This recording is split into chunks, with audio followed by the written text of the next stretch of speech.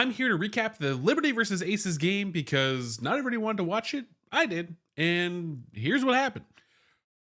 Breanna Stewart took last year's loss personally. They even in the post, celebration of winning the championship, the Aces actually called her out, say the 3 for 17 shooting and all this kind of stuff. And Breanna Stewart came out on fire. She dominated in every place that you could possibly dominate as a player, scored over 30 points, killed it. Spike Lee got a lot of screen time tonight.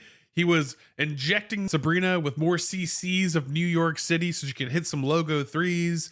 He was arguing with Kelsey Plum, who was pretty much the only Aces player that really showed up in the first half. And I just want to break down kind of like the keys to the game. So in the Liberty's case, they did a really good job of stifling Asia Wilson early. They held her to 8 points. She got 2 ticky-tack free throws at the end of the half to make it 10 points. She ended with around 20, but for the most part, her impact was minimized. And yet again, officiating came to rear its ugly head in this game. They were virtually calling nothing to the hoop. And then for some reason, out of nowhere, the fouls they would call would be the most ticky-tack fouls ever. They called a lot of offensive fouls on Breanna Stewart specifically, Jonquel Jones, who is a common target of those kinds of fouls. They missed a ton of calls. Like Plum got swatted in the head at one point. Again, like a Caitlin Clark foul that didn't get called. And even the announcers were questioning the calls in this game. Every call that would be called was ticky-tack, like nothing foul.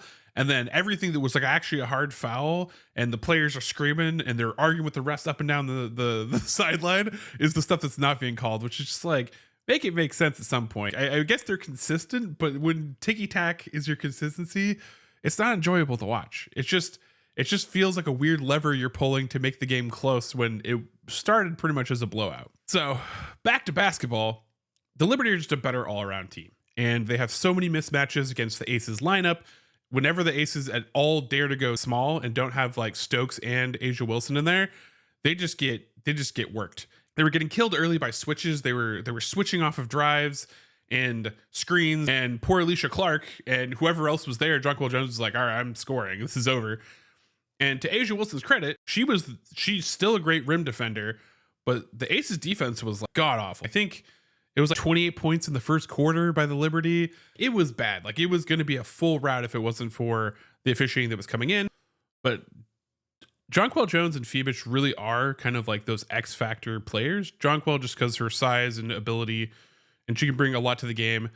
But Phoebus just as a rookie has a noticeable presence on the floor. Phoebus is just definitely one that when I watch the game, her size, her athleticism, it just stands out. She didn't sink a lot of shots, but she played a great game. And I think the biggest clincher for the game, there were 2 big ones. Sabrina with a logo 3.